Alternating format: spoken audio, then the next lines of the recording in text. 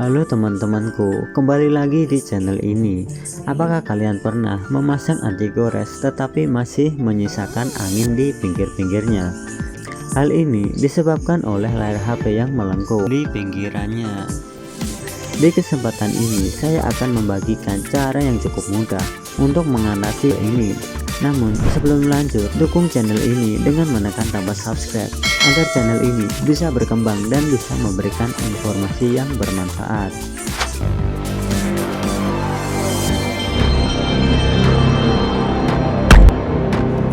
Jika sudah, kita langsung saja.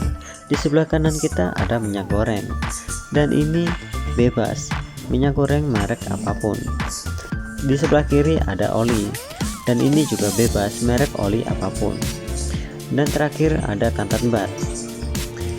Oke, kita langsung aja eksekusi.